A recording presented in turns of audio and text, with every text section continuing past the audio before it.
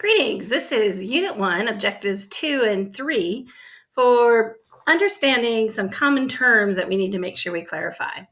You'll want to take notes, and don't forget you do have digital notes that you can click on because you'll also be wanting to use those as your study guide for the test, and then you will submit that as a formative daily grade as well. So we need to have some basic terms that we understand about what is government and foundations of law. So the first thing is we hear the term state, and you can use that lots of different ways, like what's your state of mind? What state are you from? What's the state of your room? Those kind of things. So when we're talking political science, government, we need to understand and define what is a state. Well, there are four components of what makes a nation state. And that's going to be part of Objective 3, and we specifically look at those as well. But basically, this nation state is the people, the population, living in a defined territory with boundaries and having a government that is recognized. And then there's another aspect of that for when we get to Objective 3, which is sovereignty. But a state, a nation state, is these recognizable body of people living in a specific territory, and we understand their government. So the United States, we understand who United States citizens are, what the territory is of the United States, and then we understand what the government is. Same thing with the state of Iowa. We understand these are Iowans, the body of people living in this defined territory between the Mississippi and the Missouri rivers, and we understand what our government is for Iowa or any other state, or the nation state of India, or the nation state of France. The people, the territory, and the government. That is a state, nation state. Now, sometimes we use these terms interchangeably, but we need to make sure we understand what these terms actually are. Nation is actually an ethnic term. So when you hear the term nationality, we know this is a large group of people from this nation, their nationality. The other term we sometimes use interchangeably, and you need to understand the context of how the term is used, is the word country.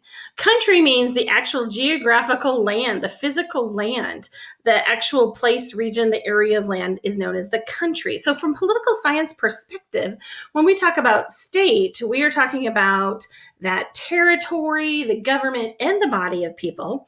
That body of people would be the nation, that large group of people, the nationality, that ethnic term of those people living in it. And country is that geographical term. Okay, so that's that Objective 2 to make sure we understand what that is. Now, we can break down those four characteristics of a state even more. And we want to give them a specific understanding as well. So population obviously is the people, and it doesn't matter how many people you have for a state. You could have a state of 10 people, or you could have a state of 1.7 people or 1.7 billion people, like in China. So size doesn't matter in order to be a country. So people who make up that state, they do not all have to be the same nationality or ethnic group or race. No, the population or the people in that state, they can have all sorts of national identities. Okay, for that. So take San Marino. There's 33,000 people in San Marino. That's a very small country. And China, 1.4. I think I said 1.7. 1.4 billion in China. Okay, so size doesn't matter. Population. Territory is that actual land, those defined boundaries. We recognize and we understand what the actual land is. That's territory. Now, this is kind of interesting. Did you know the smallest nation is the Vatican City, which is 0.2 square miles? That's where the Pope lives on the Italian peninsula. Vatican City, that is the smallest state. Now, some places don't recognize the Vatican as a state or a country. Russia has 6.6 million square miles. All of those northern tundra miles count in there. But it doesn't matter the size of a country. It can be very small, 0.2 or 6.6 million people. Sovereignty. Actually say that word, sovereignty. If you look at the word sovereignty, do you see the root word? The root word is reign. R-E-I-G-N, reign. What does reign mean? Okay, it's in our school song, long may they reign supreme. What does reign mean? That means monarchs reigning supreme, have total domination and control over the field, the court, whatever it is. Sovereignty is the same way, and it's the supreme and absolute power within a territory. Let me move that a little bit so you can see. You don't need me so big. So that's having total control over your territory, over your land, over your nation. That's what sovereignty is. Please say it again, because some of you will say it crazy ways. So sovereignty means supreme and absolute control and power within its land.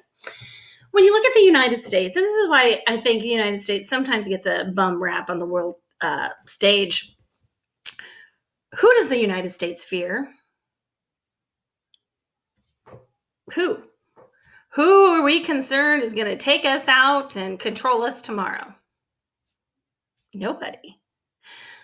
But when you look at the world and they look at the United States, who do they fear? We are the strongest military in the world, and I'm not apologizing for that. And United States culture goes all edges of the globe, and I'm not apologizing for that either. But because our culture is so expansive and our military force and might is so expansive and our economic power is so strong, a lot of countries fear us, and they fear their sovereignty. They think the United States is going to take them over.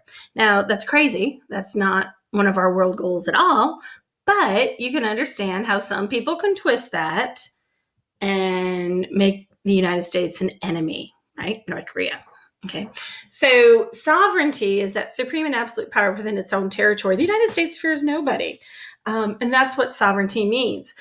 When you are sovereign, you get to decide your own foreign and domestic policies. Nobody can tell you or tell the United States this is what you will do because we are sovereign. Okay, we have control of that. And so this is what distinguishes the state from other smaller political divisions, because Iowa is not sovereign. Iowa is sovereign over certain Iowan issues, but they are not sovereign and supreme over everything, because we have a federal government, and the Constitution says the national law shall be the supreme law of the land. They shall be sovereign over the entire United States, all 50 states and its territories. And so that's a good way for you to understand the difference between smaller political divisions. The last concept about what makes a nation state a state is government. Okay, so government is basically a political organization that controls its resources, its people. Okay, and so that is the agency that is used to accomplish a nation's goals or a state's goals. So that's what we mean by government. So when it comes to this objective, the four components of a state are government, territory, population, and sovereignty, the word for the day. So long may you reign supreme and have control. I want to go on to what actually is government. Okay, so we understood the political definition of government, but yes, government is that institution that makes and enforces all public policies, enforces the laws, enforces the rules. And so public policies are all sorts of things. A public policy means, how do we handle defense? How do we handle crime? How do we handle education? How do we handle everything that government is involved in, that all-pervading social force? And so government is that institution which does that.